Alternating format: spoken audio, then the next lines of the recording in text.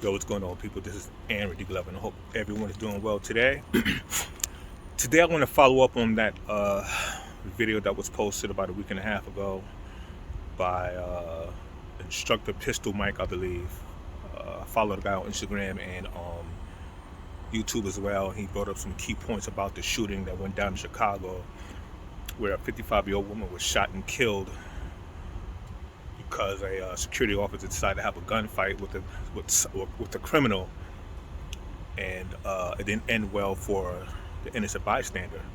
Now, I'll say this: if you're an armed guard in any state, I suggest that you get the proper training, be instructed by the right people, know the laws in your state, and be professional, man. My heart goes out to the family of the woman who was murdered. I would say she was shot for no reason. So anyway, I'm gonna give you a little story of something that happened to me about a year and a half ago, maybe 2 years. Um, I was working an armed guard. I was a undercover loss prevention officer at a clothing store, and we've known about this person who used to come in the store, harass people, snatch things off the rack, and he and I had maybe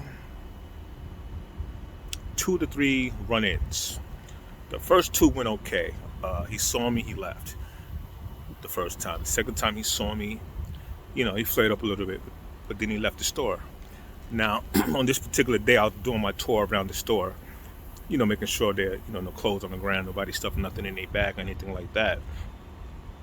So I get a call and it says, Aaron to the front, Aaron to the front. So I run up to the front and I see the guy. Now I catch him before, he's past the registers, and I get to him. I said, excuse me, brother, they don't want you in the store. So he goes to berate me, curse me out, suck this, suck that. You can only imagine the choice of words he used, and started using the Black Lives Matter nonsense, and I don't love black people, and so on and so forth. So I noticed as I'm walking this person out the store, he's putting on his gloves. He's walking softly out the store, slowly I would say. He's walking slowly out the store. So I'm behind him, and I noticed that he's putting on some gloves, and then I know he reaches in his pocket and he pulls out a switchblade, like little straight razor or something like that. So he gets to the front of the door and he faces me and says, suck my bleep. I'm like, okay, whatever. So I stood at the store. So when he pulled the switchblade on me, I reached for my firearm, but I did not show my firearm, for the simple fact that, one, I'm in a store full of people. If I could imagine right now, it's probably about maybe 100 people in the store at the time, and I was calm. I instructed the store manager at the time to have everybody on one side of the store stand on the other side of the store. Never once in my mind did I want to take my pistol and and shoot this guy. The moment I reached for my firearm, this person stopped. He saw that it was no longer a joke. And that was my only intention. As Instructor Mike stated, this pistol is to make money. But you also have to be professional at the same time, man, because we're not here to take lives. My job as an armed security officer in the state that I live in is to preserve life. And if I can de-escalate any altercation with the words that come out of my mouth, then that's what I'm going to do. That's what I'm going to do. That's going to be my first weapon. Your first weapon is to de-escalate the situation and care about the people that are around you. And like I said, while I'm in this store, I had about maybe 100 people in the store. It might have been more, because there's 2 levels to this store, and I was on the top level, so I don't know how many people were downstairs, but I do know there was a store full of people, and I'm like, wow. And you got to think, man, what's going to happen? And like I said, this gentleman did not have a firearm with him. He had a switchblade. And it's unfortunate at the time I did not have my vest on, but I kept my calm and I kept my cool, and I instructed the store manager to do the same because I got it covered. So don't worry about it. But like I said, once I saw that the gentleman saw that I wasn't playing, and I as a man, I share this a lot with people. I pray every morning that when I strap on my pistol, I put on my duty belt, I pray that I never have to use this pistol.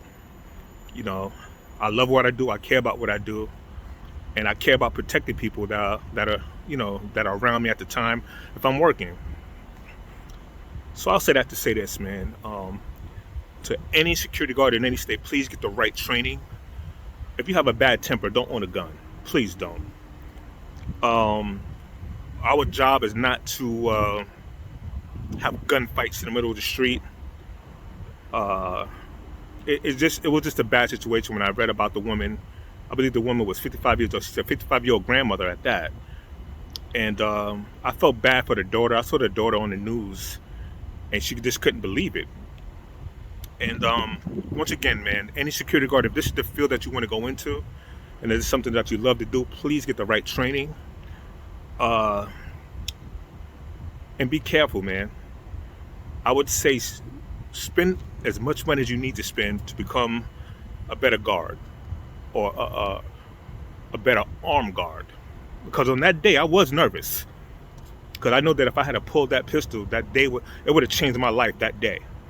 Because I honestly believe that if I had to pull that pistol in that clothing store, a police call would have went out.